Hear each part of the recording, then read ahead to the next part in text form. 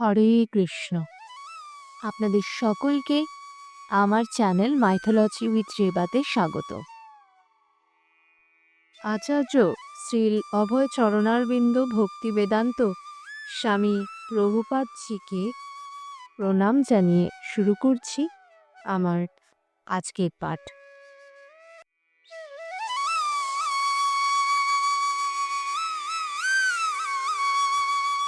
শ্রীমদ্ ভাগবত গীতা প্রথম অধ্যায় বিষাদযোগ। শ্লোক সংখ্যা 4, 5 এবং 6 একত্রে আজ আপনাদের পাঠ করে শোনাতে চলেছি।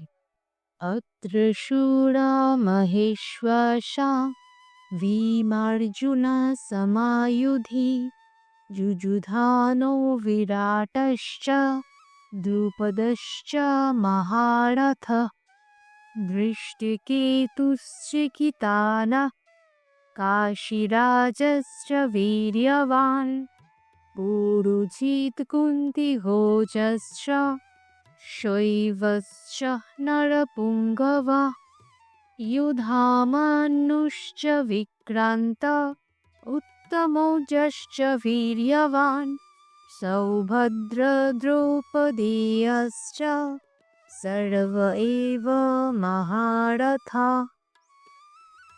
আচার্যজি অনুবাদ করছেন, সেই সমস্ত সেনাদের মধ্যে অনেকে ভীম ও অর্জুনের মতো বীর ধনুর্ধারী রয়েছেন এবং যুযুধান, বিরাট ও দ্রুপদের মতো মহাযোদ্ধা রয়েছে।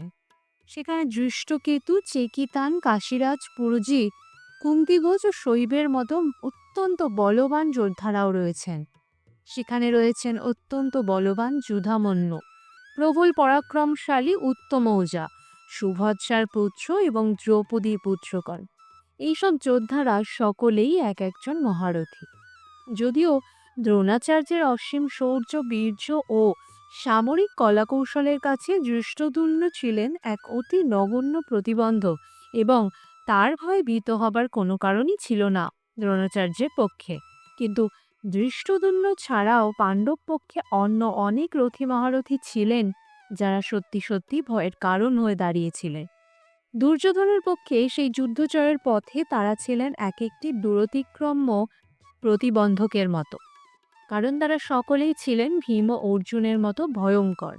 তাদের বীরত্বের কথা দুর্যোধন ভালোভাবেই জানতেন, তাই তিনি অন্যান্য রথী মহারথীদেরও ভীম ও অর্জুনের সঙ্গে তুলনা করেছেন।